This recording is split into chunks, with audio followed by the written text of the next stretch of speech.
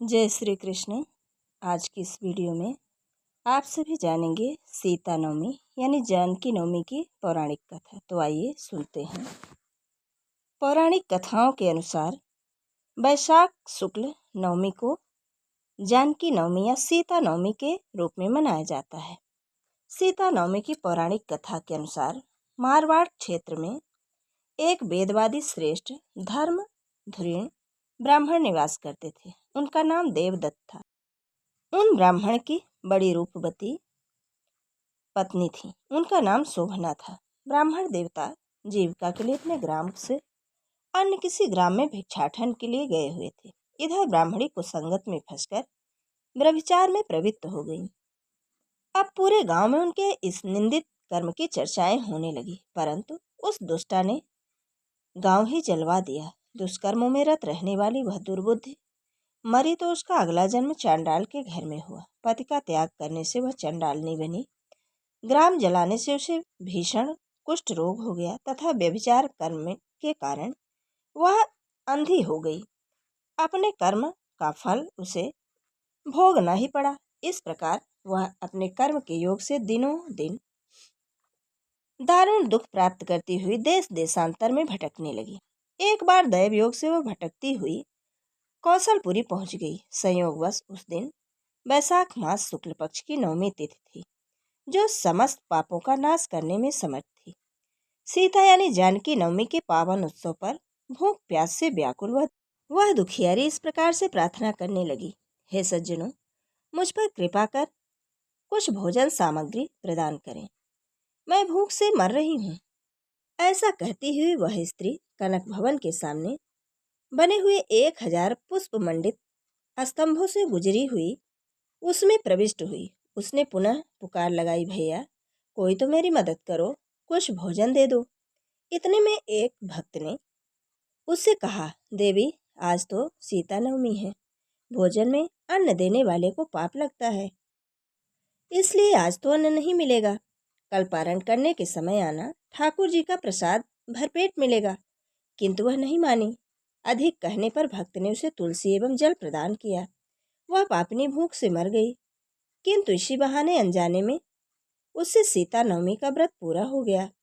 अब तो परम कृपालिनी ने उसे समस्त पापों से मुक्त कर दिया। इस व्रत के प्रभाव से वह समस्त पापों से मुक्त हो गई और स्वर्ग में जाकर आनंद पूर्वक अनंत वर्षों तक रही। तत्पश्चात वह कामरूप देश के महाराज जय सिंह की महारानी कामकला के नाम से विख्यात हुई। जाते अस्मरा उस महान साध्वी ने अपने राज्य में अनेक देवालय बनवाए, जिनमें जानकी रघुनाथ की प्रतिष्ठा करवाई। इस दिन जानकी स्रोत, रामचंद्राष्टकम, रामचरितमानस आदि का पाठ करने से मनुष्य के सभी कष्ट दूर हो जाते हैं। अतः सीता नवमी पर जो श्रद्धालु माता जानकी का पूजन अर्चन करते हैं, उन्हें सभी प्रकार से सुख सौभाग्य प्राप्त होते हैं। एक अन्य पौराणिक कथा के अनुसार माँ लक्ष्मी जी का अवतार सीता माता अपने पिछले जन्म में मुनि कुशध्वजा की बहुत ही सुंदर पुत्री वेदावती थीं। वे भगवान विष्णु की भक्त थीं। वे हर समय केवल जानकी पूजा में ही लीन रहती थीं।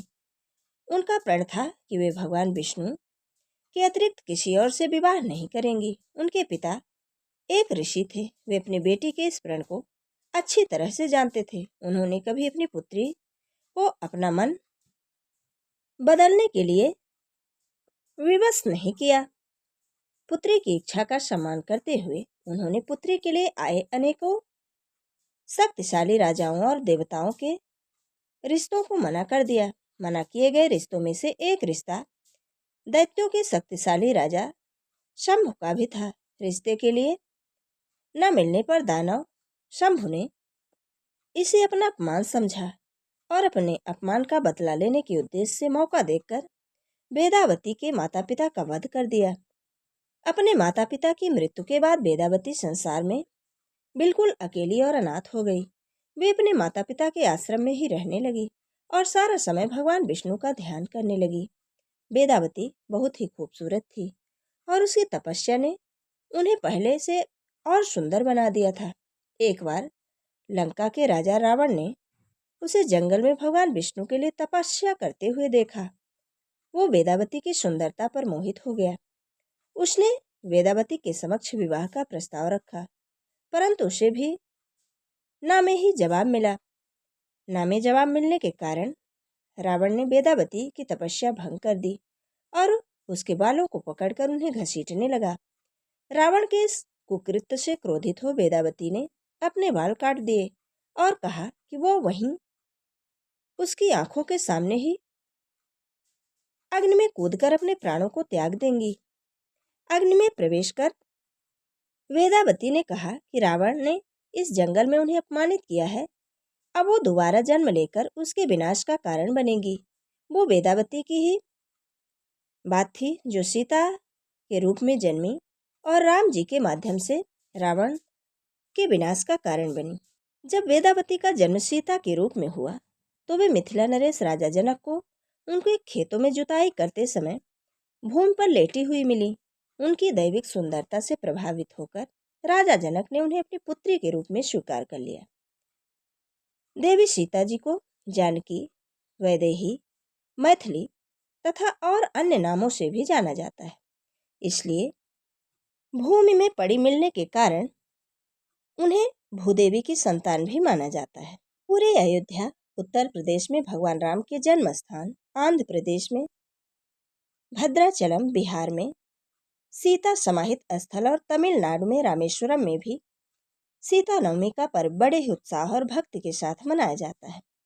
सीता नवमी के दिन सीता दर्शन, आरती, महाअभिषेक, पृथ्वी पर देवी सीता के सकारात्मक आभा का स्वागत करने के लिए महत्वपूर्ण सीता नवमी अनुष्ठान किया जाता है। इस दिन सभी देवी भक्त सीता, भगवान राम, भगवान हनुमान, लक्ष्मण की प्रशंसा में एक बड़े जुलूस में भाग लेते हैं और भगवान राम के मंदिरों में रामायण के महान महाकाव्य का पाठ करते हैं। सीता नवमी के दिन सभी राम मंदिरों में भजन, कीर्तन और आरती की जाती है। अगर आप पूरी श्रद्धा और भक्ति के साथ माता सीता नवमी का व्रत रखते हैं तो इससे आपके जीवन की सभी समस्याएं दूर हो जाती और आपका शरीर हमेशा के लिए निरोगी रहता है। सीता नवमी का व्रत करने से आपके अंदर एक विवाहित महिला के रूप में त्याग, विनय, मातृत्व और समर्पण जैसे गुण पैदा होते हैं। जो भी महिला पूरी श्रद्धा के साथ सीता नवमी के दिन व्रत करके माता सीता का पूजन करती हैं, उन्हें अखंड सौभाग्य की प्राप्ति होती है। सीता नवमी का व्रत करने से जीवन की सभी समस्याएं दूर हो जाती और धन से जुड़ी समस्याओं से भी छुटकारा मिलता है। गणेश पुराण के अनुसार जिन महिलाओं का जन्म पुष्य नक्षत्र में हुआ है, आपका जन्म हिंदू परिवार में हुआ है, तो आप बहुत ही भाग्यशाली हैं। यदि कोई महिला अपने भाग्य को बढ़ाना चाहती है तो सीता नवमी के दिन व्रत करके देवी सीता का पूजन अवश्य करें। इस दिन माता सीता के सामने अपने दोनों हाथ जोड़कर अपने पति की लंबी आयु की सफलता के लिए प्रार्थना करें। ये थी वैशाख शुक्ल पक्ष सीता नवमी की पौराणिक कथा और उससे संबंधित जानकारी। जय श्री राम, जय माँ सीता, जय श्री कृष्ण, राधे राधे।